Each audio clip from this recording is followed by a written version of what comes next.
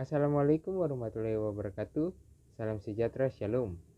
Saya Hensi Daniel Tahlia dengan NIM 2020211037. Di saat ini saya akan menjelaskan tentang hukum perjanjian internasional. Yang pertama saya akan menjelaskan perjanjian internasional menurut para ahli. Ahli yang pertama yaitu Mokhtar Kusuma-Atmadja. Pengertian perjanjian internasional menurut Mokhtar Kusuma-Atmadja adalah perjanjian antarbangsa yang bertujuan untuk menciptakan akibat hukum tertentu. Yang kedua, Oppenheim-Lauter Pact. Menurut Oppenheim-Lauter Pact, perjanjian internasional adalah persetujuan antar negara atau antar organisasi internasional yang menimbulkan hak dan kewajiban di antara pihak-pihak yang terlibat.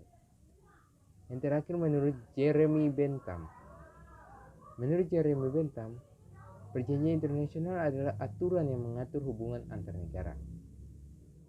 Yang kedua, saya akan menjelaskan istilah-istilah yang terdapat dalam perjanjian internasional.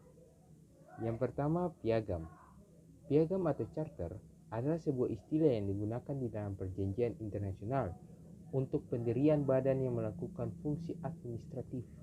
Contohnya, PBB di dalam proses membentuk anggaran dasar dalam bentuk piagam.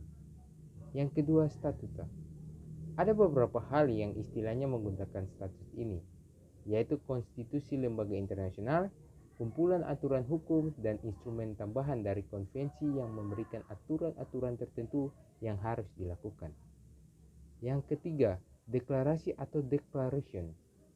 Deklarasi ini adalah pernyataan bersama tentang sebuah masalah yang berkaitan dengan bidang politik, ekonomi, dan hukum. Kalau dilihat dari segi isi, deklarasi ini lebih bersifat politis. Istilah deklarasi ini juga bisa digunakan untuk menyebutkan beberapa hal seperti perjanjian internasional yang sebenarnya, sebuah instrumen informal yang menjadi tambahan di sebuah perjanjian internasional atau konvensi, sebuah persetujuan informal tentang hal-hal yang gak penting, dan sebuah resolusi yang dibuat oleh sebuah konferensi diplomatik yang berisi tentang prinsip-prinsip yang wajib untuk ditaati oleh semua warga negara. Yang ketiga, saya akan menjelaskan tentang ciri-ciri perjanjian bilateral dan perjanjian multilateral. Yang pertama, saya akan menjelaskan tentang perjanjian bilateral. Perjanjian bilateral merupakan bentuk perjanjian internasional yang dilakukan hanya oleh dua pihak subjek hukum internasional saja. Artinya bahwa hanya ada dua peserta atau dua pihak saja di dalam suatu perjanjian bilateral tersebut. Oleh sebab itu, perjanjian bilateral juga biasanya akan bersifat tertutup.